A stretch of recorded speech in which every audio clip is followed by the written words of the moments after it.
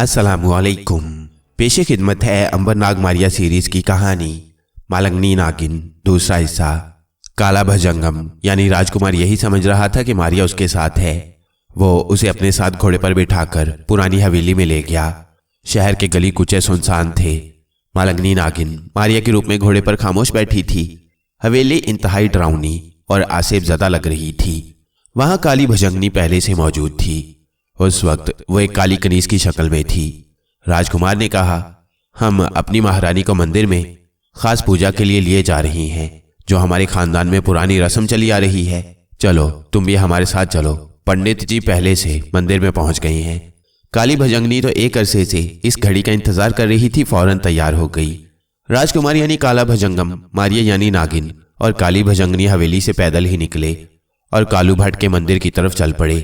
ये मंदिर हवेली के पिछवाड़े एक वीरान जगह पर बना हुआ था। मंदिर एक ऊंची जगह पर था। उसके बाहर एक चबूतरा बना था जहां लोग अपने मुर्दों को जलाते थे। उस चबूतरे पर किसी ताज़ा जले हुए मुर्दे की राख पड़ी थी जो अभी तक गर्म थी।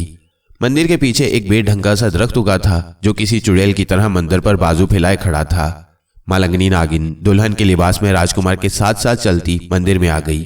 मंदिर में पंडित के रूप में फूंगी सुपेरा पहले से मौजूद था। वो मूर्ति के आगे हाथ बांधे खड़ा था। मालंगनी नागिन को तसल्ली हुई कि तीनों भजंगम मखलूक मंदिर में आ गई हैं।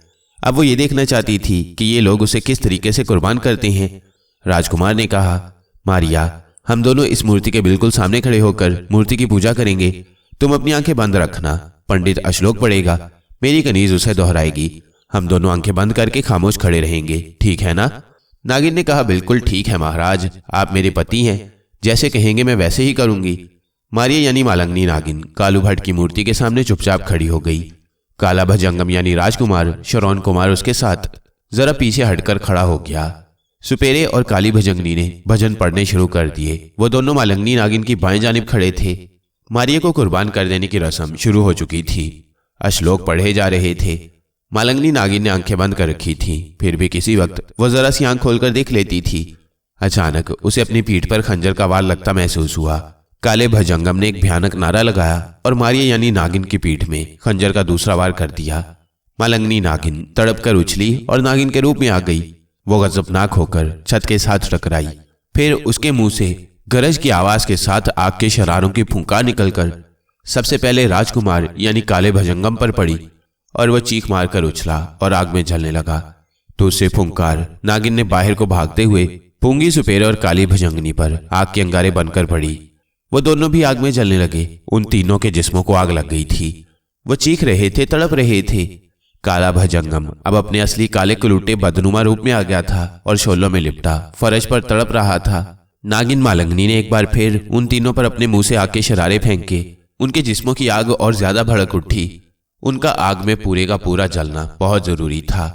अब मालंगनी नागिन मारिया के रूप में आ गई। उसने अपनी पीठ में घुसा हुआ खंजर निकालकर बाहर फेंक दिया। उसके जिस्म का जख्म खंजर के निकलते ही अपने आप मिल गया। उसके जिस्म से खून का एक कतरा तक नहीं निकला था। तीनों भजंगम मखलूक आग में जल रही थी। मालंगनी नागिन ने नागिन का रूप इख्तियार कर लिया और इंसानों के दुश्मन मखलूक के जलने का मंजर देखने लगी। वो इस इंतजार में थी कि तीनों के मुर्दा जिस्म जलकर राख हो जाए तो वो वहां से नाग की तरफ परवाज कर जाए।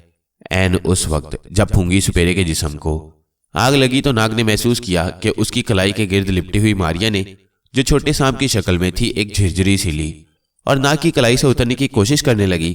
नाग ने अभी तक सांप मारिया से कोई बात नहीं की थी क्योंकि वो अभी तक बेहोश थी। जब उसने हरकत की तो नाग ने कहा, मारिया, मारिया, मैं नाग हूं, तुम मेरे पास हो। सांप मारिया के मुंह से इस किस्म की फुंकार निकली जैसे वो गुस्से में हो। नाग ने सांप मारिया को आहिस्ता से कलाई से उतारकर अपने हाथ में लेने की कोशिश की तो सांप मारिया ने जोर से फुंकार मारी और नाग की उंगली पर डस दिया और फिर उछलकर फिजा में बुलंद हुई और गायब हो गई। नाग उसे देखता ही रह गया। उसने इधर उधर सांप मारिया को तलाश किया मगर सांप मारिया उसे कहीं दिखाई ना दी। और जब तीनों भजंगम मखलूक की लाशें जलकर राख हो गई तो मालंगनी नागिन सांप की शक्ल में फिजा में उड़ी और तेजी से परवाज करती दरिया पार वाले मंदिर में पहुंच गई। नाग उसे परेशान हालत में मिला। नागिन ने नाग देवता की परेशानी की वजह पूछी तो नाग ने कहा, मारिया सांप की शक्ल में मेरी कलाई में बेहोश थी, मगर ना जाने क्या हुआ कि थोड़ी देर हुई उसको होश आ गया और उसने होश में आते ही मुझे डस दिया और फिर देखते ही देखते जंगल में गायब हो गई। मालंगनी नागिन को तशवीश हुई नाग ने नागिन को कुछ परेशान देखा तो पूछा कि क्या कोई खतरनाक बात हो गई है। इस पर नागिन ने कहा, बहुत बुरी बात हो गई है नाग देवता। मैंने तीनों भजंगों को जलाकर राख कर दिया है, मगर फूंगी सुपेरे का ताल्लुक चूंकि सांपों से था, इसलिए उसकी बदबू अपने जिस्म से निकलकर मारिया सांप के जिस्म में दाखिल हो गई है। अब मारिया के जिस्म ख्वाह सांप की शक्ल में हो या किसी दूसरी शक्ल में, सुपेरे फूंगी की रूह के कब्जे में होगा। नाग तो सर पकड़कर बैठ गया। यह सूरत हाल तो बहुत अफसोसनाक थी। उसने नागिन से कहा, क्या मारिया को वापस उसकी असली हालत में नहीं लाया जा सकता? क्या उस बदरू का कोई तोड़ नहीं है मलंगनी नागिन? मलंगनी ने बड़े अदब से कहा, नाग देवता, उसका तोड़ मेरे पास कोई नहीं है। हाँ, जनूबी हिंद में एक शहर कमला नगर है। उस शहर में एक विष्णु मंदिर है। उसमें चंद्रिका नाम की देवदासी रहती है। वो असल में एक नागिन है, मगर देवदासी बनकर मंदिर में रक्स करती है और किसी को मालूम नहीं कि वो नागिन है। और रात को नागिन की शक्ल बदलकर दरिया में जाकर नहाती है। मारिया के जिस्म में जो सुपेरे फूंगी की बदरू दाखिल हुई है, उसका तोड़ चंद्रिका देवदासी के पास है। नाग बड़े गौर से मालंगनी नागिन की बातें सुन रहा था। उसने कहा, क्या मारिया अब सांप की शक्ल में ही रहेगी? नहीं, मालंगनी बोली, अजीम देवता, वो जो शक्ल चाहे बदल सकती है और गायब भी हो सकती है, मगर एक बात है। कौन सी बात? नाग ने पूछा। वो अपनी असल शक्ल यानी मारिया की शक्ल में नहीं आ सकती। इसके बाद मालंगनी नागिन ने नाग से इजाजत तलब की, उसे सलाम किया और अपने घने दरख्त के तने में वापस चली गई। उसके जाते ही एक हल्की आवाज के साथ दरख्त के तने का शगाफ बंद हो गया। रात ढलना शुरू हो गई थी। नाग का अब वहां रहना बेकार था। वह जुनूब में वाक़े शहर कमला नगर की तरफ रवाना हो गया। मालंगनी नागिन जाते जाते नाग को खबर कर गई थी कि वह फूंगी सुपेरे से होशियार रहे, क्योंकि वो उससे अपनी और अपने साथियों की मौत का इंतकाम जरूर लेगा। यही वजह थी कि होश में आते ही मारिया सांप ने उसे डस दिया था। नाग उकाब की शक्ल में दरख्तों से ऊपर उठा और सितारों भरे आसमान की नीम रोशनी में जुनूब की तरफ उड़ने लगा। केटी और थ्यूसोंग दोनों ही नाग की तलाश में हिंदुस्तान के जुनूब में मुल्क लंका की तरफ चले गए थे, जबकि मारिया से बिछड़ने के बाद अंबर लोहपुर यानी लाहौर से अकेला ही घोड़े पर सवार मुल्क बंगाल की तरफ रवाना हो गया था कि शायद वहां नाग और मारिया का कोई सुराग मिल जाए। अब नाग भी हवा में उड़ता हुआ हिंदुस्तान के जुनूब की तरफ जा रहा था। अगरचे मारिया सांप के जिस्म में फूंगी सुपेरे की बदरू थी, जो नाग और उसके दोस्तों को हलाक करके उससे अपनी और अपने भजंगम साथियों की मौत का बदला लेना चाहता था। लेकिन हम फूंगी सुपेरे की बदरू को मारिया सांप ही कहकर पुकारेंगे। मारिया सांप जंगल से निकलकर फिजा में उड़ने लगा और काफी बुलंदी पर जाकर उसने पीछे घूमकर देखा।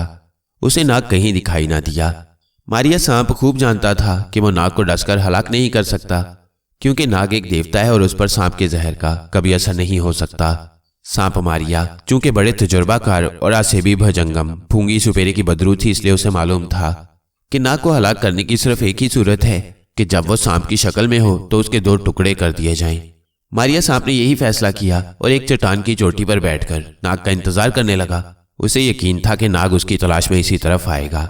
जुनूब की तरफ वही एक सड़क जाती थी, मगर नाग भी मारिया सांप यानी फूंगी सुपेरे की बदरू के हथकंडों को अच्छी तरह जानता था। उसे मालूम था कि मारिया सांप उस पर किसी आदमी की शक्ल में उस वक्त हमला करेगा जब नाग सांप की शक्ल में होगा। बस नाग ने फैसला कर लिया था कि वो सांप की शक्ल में अब नहीं आएगा। वो उकाब ही के रूप में आसमान की बुलंदियों पर उड़ता चला जा रहा था, यहां तक कि वो उस चट्टान के ऊपर से होकर गुजर गया जिसकी चोटी पर मारिया सांप नाग की घात में बैठा हुआ था। जब दिन निकल आया और नाग का सड़क पर और फिजा में कहीं कोई निशान न दिखाई दिया तो मारिया सांप चट्टान से नीचे उतर आया। एक मुश्किल मारिया सांप यानी फूंगी सुपेरे की बदरू के साथ ये भी थी कि वो नाग देवता की बू नहीं सूंघ सकता था। उसे नाग देवता को पहचान कर ही उस पर हमला करना था, मगर मारिया सांप ने अहद कर रखा था कि वो नाग को हर हालत में सांप की शक्ल में पहचानने की कोशिश करेगा। इसका एक ही तरीका था कि मारिया सांप किसी सुपेरे की शक्ल में आकर एक सांप को हर वक्त अपने पास रखे, ताकि जब यह सांप नाग देवता की मौजूदगी से बेचैन होकर नाग देवता की तरफ जाए तो वो नाग को पहचान सके। बस मारिया सांप एक दुबले पतले काले कलूटे सुपेरे की शक्ल में आ गया। उसने सुपेरों जैसे गैरवे कपड़े पहन रखे थे। एक हाथ में बीन थी, गले में झोला था और दूसरे हाथ की कलाई के साथ एक सांप लिपटा हुआ था। ये सांप एक तरह का रेडार था जिसने नाग देवता को पहचान कर सुपेरे यानी मारिया सांप को खबरदार करना था। मारिया सांप सड़क के किनारे किनारे पैदल ही चला जा रहा था। वो सारा दिन और सारी रात चलता रहा। दूसरे दिन दोपहर के बाद मारिया सांप को दूर एक आबादी नजर आई। वो उसकी तरफ बढ़ा। वो एक सुपेरे की शक्ल में था। सांप उसकी कलाई से लिपटा हुआ था। ये एक कस्बा था जिसमें 1 मंजिला 2 मंजिला कच्चे पक्के मकान थे। आबादी के बाहर एक औरत दाने भून रही थी। मारिया सांप ने करीब जाकर सलाम किया और कहा, बहन, मैं तुम्हें सांप का तमाशा दिखाता हूं, तुम मुझे थोड़े से भुने हुए दाने दे दो। औरत नाक चढ़ाकर बोली, मैं कोई बच्ची नहीं हूं कि सांप का तमाशा देखती फिरूं। जाओ, पहले जंगल में मेरी भट्टी के लिए घास फूस लाओ, फिर तुम्हें दाने भून कर दूंगी। मारिया सांप बोला, बहन, ये काम तो मुझसे नहीं होगा। औरत ने तुनक कर कहा, तुम कैसे मर्द हो कि जंगल से घास फूस भी नहीं ला सकते? अभी यहाँ एक आदमी आया था जिसने मेरी भट्टी में हाथ डालकर आग को हिलाया जुलाया, मगर उसका हाथ नहीं जला। वो भी तो एक मर्द था, और तुम हो कि कुछ नहीं कर सकते। मारिया सांप के कान खड़े हो गए। हो ना हो, ये जरूर नाग ही हो सकता है। उसने औरत से पूछा कि वो आदमी किधर गया था और उसका हुलिया कैसा था। औरत ने जो हुलिया बताया वो नाग देवता का नहीं था, मगर उसकी ताकत नाग देवता वाली ही थी। औरत ने कहा कि थोड़ी देर हुई वो इस गांव में दाखिल हुआ था। मारिया सांप जल्दी से गांव में दाखिल हो गया। उस जमाने के गांव में ज्यादा लोग नहीं हुआ करते थे। चंद एक मकान थे जिनके बाहर एक जगह लोग तख्त पर बैठे अपना अपना काम कर रहे थे। पास ही एक हाथी झूल रहा था और गन्ने खा रहा था। मारिया सांप ने लोगों के करीब जाकर सलाम किया और बोला, भाइयों, सांप का तमाशा देखोगे? लोग उस वक्त काम में मसरूफ थे। एक आदमी बोला, सुपेरे भाई, इस वक्त हम अपना काम कर रहे हैं, फिर कभी आकर तमाशा दिखाना। मारिया सांप ने अपनी कलाई वाले सांप को गौर से देखा कि वो बेचैन तो नहीं हो रहा, मगर कलाई का सांप उसी तरह खामोश था। मारिया सांप समझ गया कि यहाँ नाग देवता कहीं नहीं है। वह सलाम करके गांव से बाहर जाने वाली सड़क पर आ गया। उस वक्त अंबर इस गांव से निकलकर मुल्क बंगाल की तरफ चला जा रहा था। उसे यकीन था कि नाग से वहां जरूर मुलाकात हो जाएगी, ये उसका दिल कह रहा था। हालांकि नाग उससे मगरिब की तरफ होकर हिंदुस्तान के जनूब में शहर कमला नगर की तरफ जा रहा था। अंबर घोड़े पर सवार था। उसने एक नदी पार की और उसे दरख्तों के बीच में बनी हुई सड़क पर एक काफला सफर करता दिखाई दिया। पास जाकर उसने एक आदमी से पूछा कि ये काफला किधर जा रहा है? तो उसने कहा, भाई, ये काफला शहर नालिंदा की जानिब जा रहा है। अंबर जानता था कि नालिंदा शहर से मुल्क बंगाल की सरहद शुरू होती है और बंगाल उस जमाने में भी जहरीले कोबरा फनदार सांपों का घर हुआ करता था। अंबर उस काफले के साथ हो गया। मारिया सांप भी उसके ताकुब में चला आ रहा था। गांव से निकलते ही उसने अपने आप को गायब किया और हवा में तैरने लगा। एक जंगल के ऊपर से गुजरकर दूसरी तरफ आया तो देखा कि एक काफला सड़क पर चला जा रहा है। उस काफले में घोड़े भी थे और ऊंट भी। ऊंट पर सामान भी लदा हुआ था और औरतें बच्चे भी बैठे थे। कुछ पालकियां भी साथ चली जा रही थीं। मारिया सांप ने सोचा कि हो सकता है नाग देवता भी इस काफले में सफर कर रहा हो। इस ख्याल से वो नीचे आ गया और काफले के बिल्कुल पीछे सुपेरे की शक्ल में जाहिर हो गया और काफले के साथ साथ चलने लगा। अचानक उसने महसूस किया कि उसकी कलाई से लिपटा सांप कुछ बेचैन सा हो रहा है। असल में सांप को नाग के भाई और दोस्त अंबर के जिस्म से नाग देवता की हल्की हल्की बू आने लगी थी, जिसकी वजह से वो बेचैन होने लगा था। मारिया सांप का माथा ठिनका। हो ना हो, नाग देवता जरूर इस काफले के साथ सफर कर रहा है, वरना ये सांप कभी यूं बेचैन न होता। मारिया सांप सफर करने घोड़ों और ऊंटों के पास से गुजरता आगे को बढ़ा। एक जगह कलाई से लिपटे हुए सांप ने अपना छोटा सा फन खोलकर हल्की सी फुंकार मारी। मारिया सांप ने बड़ी मक्कारी से दाएं बाएं देखा। मुसाफिर घोड़ों और ऊंटों पर बैठे थे। घोड़े और ऊंट कदम कदम काफले के साथ चल रहे थे। मारिया सांप ने, जो कि फूंगी सुपेरे की बदरू थी, नाग देवता को देखा हुआ था। वो उसकी शक्ल पहचानता था। उसने एक एक मुसाफिर को गौर से देखा।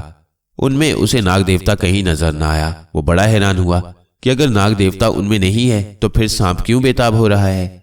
सांप उसकी कलाई में लहरा रहा था। मारिया सांप सोच में पड़ गया। वो काफले के साथ पैदल चल रहा था। कलाई वाला सांप उसी तरह बेचैन था। आखिर ये माजरा क्या है? ये मुअम्मा उसकी समझ में नहीं आ रहा था कि अगर वहां नाग देवता नहीं है तो सांप की बेचैनी की वजह क्या हो सकती है। वह खुद सुपेरा रह चुका था। उसे मालूम था सांप यूं ही कभी बेचैन नहीं हुआ करते। आखिर उसके दिमाग में एक तरकीब आई। उसने सांप को जमीन पर छोड़ दिया और यह जाहिर किया कि सांप उसके हाथ से निकल गया है। वह सांप के पीछे पीछे दौड़ने लगा। मुसाफिर ऊंटों और घोड़ों पर बैठे ये तमाशा देखने लगे कि सुपेरा अपने सांप के पीछे भाग रहा है। मारिया सांप ने बीन बजानी शुरू कर दी। सांप तेजी से लहरा लहरा कर जमीन पर रेंग रहा था।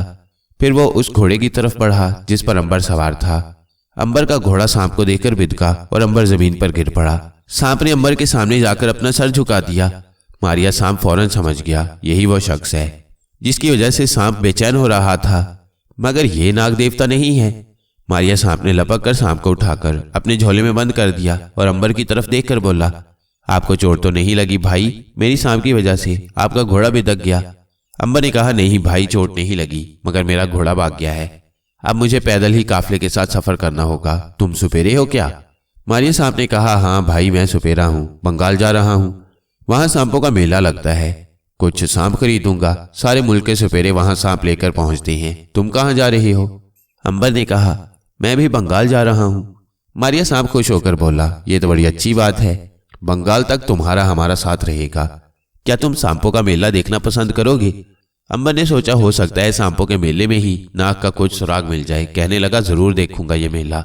मारिया सांप इस बात से वाकिफ था कि बरसात में बंगाल में सांपों का एक मेला लगता है, जहां मुल्क भर के सुपेरे जमा होकर अपने अपने सांपों की नुमाइश करते हैं और एक दूसरे से सांप खरीदते हैं। उस मेले में आम आदमी को आने की इजाजत नहीं होती। मारिया सांप को यकीन हो गया था कि अगरचे ये शख्स नाग देवता नहीं है, मगर नाग देवता से इसका कोई ताल्लुक, कोई रिश्ता जरूर है, वरना सांप कभी इसके आगे सर न झुकाता। अंबर ने भी सांप को सर झुकाते देख लिया था और जाहिर है वो यही समझा कि चूंकि वो नाग देवता का भाई है और उसके जिस्म से नाग देवता की हल्की हल्की खुशबू आती है, इसलिए सांप ने उसको सलाम किया था। उसने जानबूझकर मारिया सांप यानी फूंगी सुपेरे की बदरू से सलाम वाले सांप का जिक्र न किया, क्योंकि वो नहीं चाहता था कि किसी को उसके बारे में पता चले कि वो अंबर है और गैर मामूली ताकत रखता है। मगर मारिया सांप उसका पूरा खोज लगाना चाहता था। उसे यह भी तवक्को थी कि शायद सांपों के मेले में ही नाग देवता किसी शक्ल में कहीं नजर आ जाए, और अगर वो सांप की शक्ल में हो तो वो उसे जिंदा नहीं छोड़ेगा और यूं उससे अपना इंतकाम लेगा। मारिया सांप ने दोबारा सांप को अपने झोले से बाहर निकाला। काफिला आगे बढ़ता गया। आखिर ये लोग नालिंदा शहर पहुंच गए। यहां से वो दूसरे काफिले में शामिल होकर बंगाल की तरफ रवाना हो गए। बंगाल की सरहद शुरू हुई तो एक जगह छोटी छोटी पहाड़ियों में कुछ झोंपड़ियां बनी थी। एक दरिया पास ही बह रहा था। यहाँ काफिला रुक गया ताकि जानवरों को पानी पिलाया जा सके। मारिया सांप अंबर के साथ साथ लगा हुआ था। मारिया सांप ने सपेरे के रूप में अंबर के साथ दोस्ती करने और उससे ये मालूम करने की बहुत कोशिश की कि वह असल में कौन है, कहाँ का रहने वाला है और बंगाल किस मकसद को जा रहा है। मगर अंबर ने, जैसे कि उसकी आदत थी, मारिया सांप को सिवाय इसके कुछ न बताया कि वह मुसाफिर है। बंगाल की सैर का शौक उसे वहां लिए जा रहा है। मगर मारिया सांप को तसल्ली न हुई। उसे यकीन था कि यह शख्स जो अपना नाम दुर्गादास बता रहा है गैर मामूली कुव्वत का मालिक है और नाग देवता से इसका जरूर कोई ताल्लुक है। दरिया किनारे कुछ देर आराम करने के बाद काफिला दोबारा रवाना हो गया। आखिर बंगाल का मुल्क आ गया। यहाँ एक बड़ा शहर था। शहर के बाहर एक छोटी सी वादी में नदी के किनारे सुपेरों ने अपने आरजी झोंपड़े बना रखे थे और सांपों का मेला शुरू था। मारिया सांप अंबर को अपने साथ उस मेले में ले गया। मेले में जितने सुपेरे थे उन सब के सांप पुटारियों में बेचैन होने लगे। उन्हें नाग देवता की बहुत ही हल्की हल्की बू आने लगी थी। जो सांप बाहर खुले हुए थे और सुपेरे बीन बजाकर उन्हें नचा रहे थे, वो भी नाच छोड़कर अंबर की तरफ देखने लगे। अंबर ने सोचा कि यहाँ उसका राज फाश हो जाएगा। चुनाचे उसको जो थोड़ी बहुत सांपों की जुबान नाग ने सिखा रखी थी, उस आवाज में तमाम सांपों को मुखातिब करके कहा कि खबरदार कोई मेरी तरफ मत आए।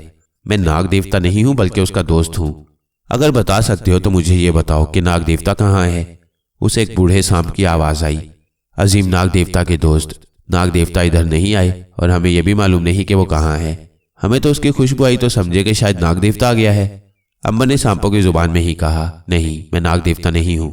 तुम लोग अपना काम करो और खबरदार कोई सांप मेरे आगे आकर सलाम ना करे। मैं किसी पर अपनी हैसियत जाहिर नहीं करना चाहता।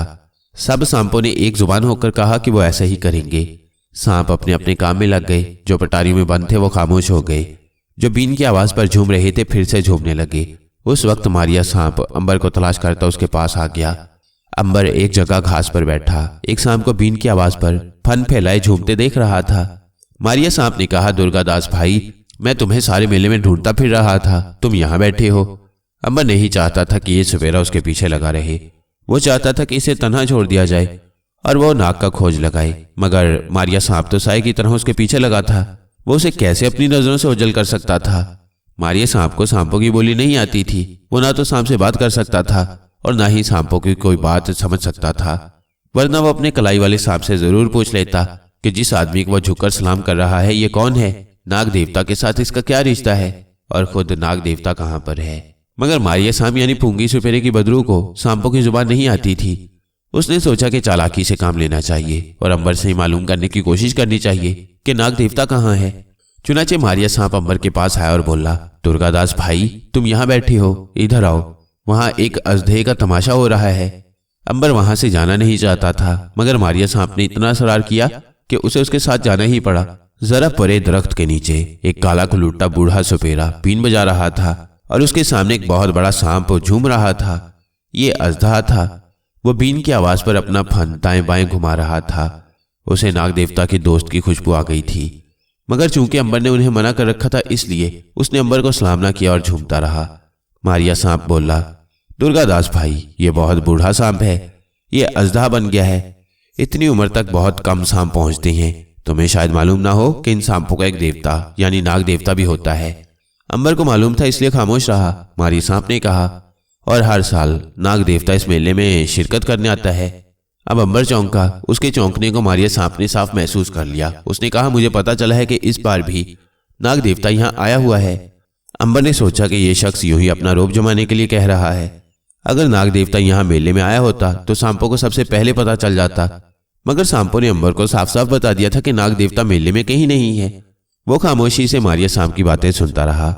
जब मारिया सांप ने देखा कि अंबर पर कोई खास असर नहीं हुआ तो उसने एक और चाल चली। कहने लगा, मुझे एक बूढ़े सुपेरे ने बताया है कि नाग देवता मेले में पहुंचने ही वाला है और इस बार वो एक मेंढक की शक्ल में यहाँ की एक वीरान बावली में जाहिर होगा। अंबर की दिलचस्पी जरा बढ़ी, क्योंकि बूढ़े सुपेरे नाग देवता की नकलो हरकत को अक्सर समझ आया करते थे। उसने मारिया सांप से कहा, क्या तुम मुझे वो बावली दिखा सकते हो जहां नाग देवता जाहिर होगा? मारिया सांप जल्दी से बोला, क्यों नहीं, आओ मेरे साथ। ये बावली यहां से ज्यादा दूर नहीं है। वो सामने दरख्तों का झुंड देख रही हो, बस उन्हीं दरख्तों के दरमियान वो बावली है। अंबर ने सोचा कि बावली देखने में क्या हर्ज है, हो सकता है नाग वही नमूदार हो जाए। अगर वहां मेंढक की शक्ल में भी पहुंच चुका होगा तो उसे उसकी बू आ जाएगी। वो मारिया सांप के साथ दरख्तों के झुंड की तरफ चल पड़ा। वहां एक बहुत ही पुरानी बावली थी। बावली एक किस्म का तंगो तारीख कुआं ही होता है। उसमें भी कुदरती तौर पर जमीन के अंदर से पानी आता है, मगर ये बड़ी अंधेरी होती है और जो बावली वीरान हो जाए वहां सांप बिच्छू अपना बसेरा कर लेती हैं और कोई इंसान उसमें से पानी नहीं निकालता, क्योंकि वो पानी जहरीला हो चुका होता है। गांव वाले या तो बावली को ऊपर से बंद कर देती हैं या उसके गिर्द कांटेदार झाड़ियां लगा देती हैं ताकि कोई उधर भूला भटका भी ना जा सके। यह बावली भी वीरान हो चुकी थी और इसके गिर्द गांव वालों ने कांटों वाली झाड़ियां लगा रखी थी। अंबर बावली के करीब पहुंचकर रुक गया। मारिया सांप सुपेरे की शक्ल में उसके साथ साथ था। उसने कहा, यह है वो बावली जिसमें नाग देवता जाहिर होगा। कोई खबर नहीं कि वो मेंढक की शक्ल में बावली में पहुंच चुका हो। मेरा ख्याल है करीब चलकर देखना चाहिए। अंबर ने मारिया सांप को ना रोका, क्योंकि वो खुद करीब जाकर बावली में देखना चाहता था।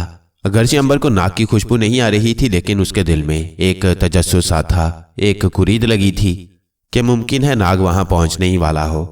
इतनी देर में मारिया सांप ने बावली के आगे लगी कांटों की झाड़ियों को इधर उधर हटा दिया और खुद बावली में झांक कर देखा और बोला, दुर्गादास भाई, मुझे एक मेंढक दिखाई दे रहा है। अंबर बेख्तियार बावली की तरफ बढ़ा। मारिया सांप पीछे हट गया और कहने लगा, तुम खुद गौर से झांक कर देखो, मुझे तो पानी में एक बड़ा सा मेंढक नजर आ रहा है। अंबर बावली पर झुक गया और नीचे देखने लगा। बावली की तह में पानी स्याह नजर आ रहा था। ये बावली ऐसी थी कि इसकी मुंडेर ज्यादा ऊंची नहीं थी। अंबर जरा और झुका तो पलक झपकने में पीछे से मारिया सांप ने उसे धक्का दे दिया। अंबर अपना तवाजुन बरकरार न रख सका और बावली में गिर गया। वह धड़ाम से बावली के अंधेरे पानी में गिरा। पानी में गिरते ही उसने अपने आप को ऊपर उठा लिया। अब वो समझ गया कि यह सुपेरा उसका कोई दुश्मन था जो बहाने से उसे बावली के पास लाया था। मगर सवाल यह था कि इसने ऐसी हरकत क्यों की। इसका जवाब भी अंबर को फौरन मिल गया। ऊपर से मारिया सुपेरे ने नीचे झांक कर कहा, सुनो, मैं जानता हूं कि तू नाग देवता का साथी है। अगर तुम मुझे ये बता दो कि नाग देवता कहाँ है तो मैं तुम्हें अभी इस बावली में से बाहर निकाल लूंगा, वरना तुम इस बावली में डूबकर मर जाओगे और यहाँ छुपे हुए बिच्छू तुम्हारे जिस्म को डंक मार मार कर छलनी कर देंगे। सांप तुम्हें नहीं डसेंगे, मगर बिच्छुओं के जहर से तुम अपने आप को ना बचा सकोगे। बोलो, नाग देवता कहाँ है? अंबर बड़ा हैरान हुआ कि ये सुपेरा नाग देवता का पता क्यों पूछ रहा है। आखिर इसको नाग देवता की ऐसी क्या जरूरत पड़ गई है कि उसकी खातिर उसने एक इंसान को बावली में धक्का दे दिया। अंबर ने आवाज दी, नाग देवता का मुझे क्या पता कि वो कहाँ है? मैं तो एक मामूली मुसाफिर हूं, मुझे क्या मालूम कि नाग देवता कहाँ है? ऊपर से मारिया सांप की आवाज आई, तुम मेरे आगे झूठ नहीं बोल सकते, मैं एक माहिर सुपेरा हूं। मैंने देख लिया है कि सांप तुझे देखकर बेताब हो रहे थे। क्योंकि तुम नाग देवता के दोस्त हो और तुम्हारे जिस्म से नाग देवता की हल्की हल्की खुशबू आती है। अब भी वक्त है, मुझे बता दो कि नाग देवता कहाँ है, मैं तुम्हें फौरन बावली से बाहर निकालूंगा। अंबर ने कहा, एक बार नाग देवता से मेरी मुलाकात जरूर हुई थी, जिसके बाद मेरे जिस्म से भी उसकी बू आने लगी है, मगर यकीन करो मुझे यह बिल्कुल इल्म नहीं कि नाग देवता कहाँ पर रहता है। मारिया सांप ने कहा लगाकर कहा, चलो तुमने ये तो मान लिया कि एक बार नाग देवता तुमसे मिला था, मैं थोड़ी देर बाद आऊंगा, उतनी देर में तुम्हें होश आ जाएगा और ये बता दोगे कि नाग इस वक्त कहाँ है। ये कहकर मारिया सांप बावली से हट गया। उसने कांटेदार झाड़ियां उसी तरह बावली के इर्द गिर्द लगा दी और खुद दरख्तों के झुंड से निकलकर उधर आ गया जहां सुपेरे सांपों का तमाशा दिखा रहे थे। मारिया सांप ने सोच रखा था कि वो कुछ वक्त गुजार कर दोबारा बावली पर वापस आएगा, तब तक अंबर का दिमाग ठीक हो गया होगा और वह उसको अपने दोस्त नाग देवता का पता बता देगा। उधर बावली में गिरने के थोड़ी देर बाद जब अंबर ने देखा कि सुपेरा चला गया है तो वो मेले में आए हुए सारे सांपों को बुलाने ही लगा था कि बावली में जो सांप रहता था वो नाग देवता की हल्की हल्की खुशबू सूंघकर अपने पत्थरों के दरमियान वाले सुराख से बाहर आ गया। उसने देखा कि नाग देवता तो वहां नहीं मगर एक दूसरा आदमी बावली के पानी में तैर रहा है और उसके जिस्म से नाग देवता की खुशबू आ रही है। अंबर ने बावली के सांप को देखा तो कहा, मैं नाग देवता का भाई अंबर हूं। नाग देवता के दोस्त होने के लिए इतना सबूत ही काफी था कि अंबर सांप की जुबान जानता था। बावली के सांप ने फौरन अंबर को सलाम किया और कहा, अजीम नाग देवता के भाई, आप यहाँ कैसे आ गए? अंबर ने कहा, यहाँ एक सुपेरा आया हुआ है जो नाग देवता की खोज में है। वो मुझे नाग देवता का दुश्मन लगता है, मुझसे नाग देवता का अता पता पूछ रहा था। मैंने नहीं बताया तो उसने मुझे धोखे से बावली में गिरा दिया। बावली का सांप गजबनाक होकर बोला, अजीम नाग देवता के भाई अंबर, उस सुपेरे की यह जुर्रत कि आपको बावली में धक्का दे दे और नाग देवता को नुकसान पहुंचाने के बारे में सोचे। आप मुझे बताएं वो कौन है, मैं अभी जाकर उसे जलाकर भस्म कर देता हूं। अंबर ने कहा, वो थोड़ी देर बाद आने का कह गया है, अभी बावली की मुंडीर पर जाहिर होगा। बावली का सांप कहने लगा, तो मैं बावली के बाहर जाकर उसका इंतजार करता हूं, जो ही वो आएगा उसे वहीं फूंक मारकर आग लगा दूंगा। अंबर बोला, नहीं नहीं, अभी ऐसा मत करना, मैं चाहता हूं कि तुम किसी तरह यह पता चलाओ कि ये शख्स असल में कौन है और इसे नाग देवता की तलाश किस लिए है। बहुत बेहतर मोहतरम अंबर। बावली का सांप इतना कहकर बावली की दीवार पर इंगता हुआ बावली के बाहर चला गया।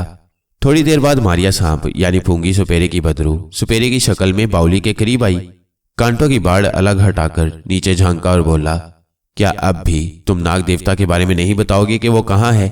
तुम मर रहे हो, अगर बता दोगे तो तुम्हें रस्सी डालकर अभी बाहर निकाल देता हूं। अंबर ने कोई जवाब ना दिया। दूसरी तरफ बावली का सांप भी दरख्त के पीछे से निकल आया। जो ही वो मारिया सुपेरे की तरफ बढ़ने लगा तो वहीं ठिठक कर रह गया। उसे मारिया सांप यानी सुपेरे की जानिब से आसेबी और ताकत की गर्म लहरें आती महसूस हुई। बावली का सांप वहीं रुक गया। उधर अंबर ने बावली के पानी में डुबकी लगा दी कि जब सुपेरा देखेगा कि मैं पानी में नहीं हूं तो समझ जाएगा कि मैं डूब गया हूं और वो वापस चला जाएगा और यूं इस मुसीबत से जान छुट जाएगी। बावली के सांप को तो उसके पीछे लगा ही दिया है, वो आकर बता देगा कि ये सुपेरा कौन है। ये सोचकर अंबर पानी के नीचे बावली की तह में चला गया। ऊपर से मारिया सांप अंबर को आवाजें देता रहा। अंबर ने कोई जवाब ना दिया।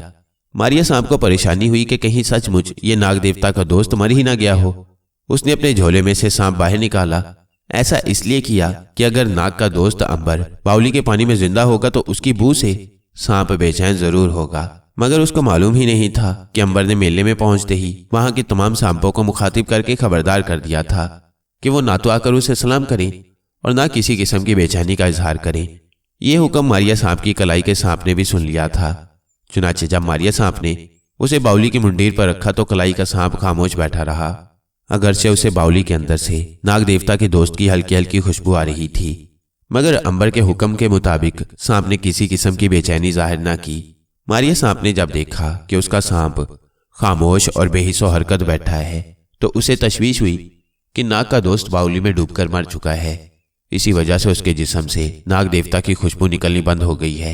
उसे बहुत अफसोस हुआ कि अब नाग देवता का पता उसे कौन बताएगा। उसने सोचा कि खुद बावली में उतर कर देखे। वो बावली में उतरने के लिए अपना कुर्ता उतारने ही लगा था कि वहां से इलाके का जिम्मेदार गुजरा। उसने एक सुपेरे को बावली पर देखा तो बोला, तुम यहाँ क्या कर रहे हो? कांटों की बाढ़ क्यों हटा दी है? चलो हटो यहाँ से, तुम्हें मालूम नहीं है मेरा इलाका है और बावली पर लोगों का आना मना है। मारिया सांप ने सोचा कि वो थोड़ी देर बाद आकर बावली में उतरेगा, चुनाचे खामोशी से चला गया। जिम्मेदार ने कांटों की बाड़ को दोबारा बावली के इर्द गिर्द लगा दिया। इस दौरान बावली का सांप फौरन नीचे बावली में उतर गया। उसने अंबर को जाकर कहा, अजीम नाग देवता के भाई, जो सुपेरा भी अभी बावली की मुंडेर पर खड़ा तुम्हें आवाजें दे रहा था और तुमसे नाग देवता का पता पूछ रहा था, वो तो एक बदरू है। अंबर चौंक उठा, ये तुम क्या कह रहे हो? बावली का सांप बोला, मेरा अंदाजा कभी गलत नहीं हो सकता अंबर। मुझे उसके जिस्म से बदरू की गर्म शुआएं अपने जिस्म से टकराती महसूस हुई हैं। वो कोई बदरू है और उसने ऐसा लगता है कि किसी औरत के जिस्म पर कब्जा कर रखा है जो सांप की शक्ल में थी। मुअम्मा और उलझ गया। अंबर ने मजीद हैरानी से पूछा, ये तुम क्या कह रही हो? तुम्हें कैसे पता चला कि उस बदरू ने जिस औरत के जिस्म पर कब्जा कर रखा है वो सांप की शक्ल में थी? बावली का सांप कहने लगा, अंबर तुम नाग देवता के भाई हो, तुम्हें मालूम होना चाहिए कि हम सांप अपने साथी सांप को पहचान लेती हैं, ख्वाह वो किसी रूप में ही क्यों ना हो। अंबर ने जल्दी से कहा, क्या तुम बता सकते हो कि ये औरत जिसके जिस्म पर इस सुपेरे की बदरू ने कब्जा कर रखा है और क्या उसे मार डालेगा या वो अभी जिंदा है? बावली का सांप बोला, वो औरत जिंदा है क्योंकि सुपेरे की बदरू मुर्दा जिस्म में दाखिल नहीं होती। बाकी ये सवाल कि वो औरत कौन है उसका पता चलाना पड़ेगा, लेकिन उससे पहले आप यहां से बाहर निकलकर किसी महफूज जगह पर चलें, क्योंकि ये बदरू सुपेरा आपका भी दुश्मन है, वो एक बार फिर आएगा। बावली के सांप को मालूम नहीं था कि अंबर अभी मर नहीं सकता। अंबर उस औरत का खोज लगाना चाहता था जिसके सांप वाले जिस्म पर सुपेरे की बदरू ने कब्जा कर लिया था। इसलिए वो बोला, बावली के ऊपर से कोई रस्सी लटकाओ ताकि मैं बाहर निकल सकूं। बावली के सांप ने कहा, रस्सी की जरूरत नहीं है, मैं बाहर से कुछ सांप बुलाता हूं, हम एक दूसरे की धुम पकड़कर उसकी रस्सी बनाकर बावली में लटक जाएंगे, आप हमारी मदद से बाहर आ जाएंगे। बावली का सांप तेजी से बाहर निकल गया। चंद लम्हों के बाद बावली में 7 सांप रस्सी की मदद से एक दूसरे की धुम में पकड़कर लटक गए। अंबर उनकी मदद से बावली से निकल आया। बावली का सांप अंबर को लेकर वहां से कुछ फासले पर कोयले की एक कान में ले आया। ये एक बेआबाद वीरान सुरंग थी। यहां से कभी कोयला निकाला जाता था, मगर कोयला खत्म हो जाने के बाद यहां काम बंद कर दिया गया था। सुरंग का मुंह भी पत्थरों से बंद कर दिया गया था। अंबर ने एक जगह से पत्थर हटा दिया और बावली का सांप उसे सुरंग के अंदर ले गया। उसने अंबर से कहा, इस सारे इलाके में यही एक महफूज जगह है जहां कोई आपका कुछ नहीं बिगाड़ सकता, यहां कोई नहीं आएगा, आप यहां आराम से बैठें, मैं उस सुपेरे के बारे में पूरी मालूमात हासिल करके आता हूं। बावली का सांप अंबर को कोयले की कान वाली सुरंग में छोड़कर चला गया।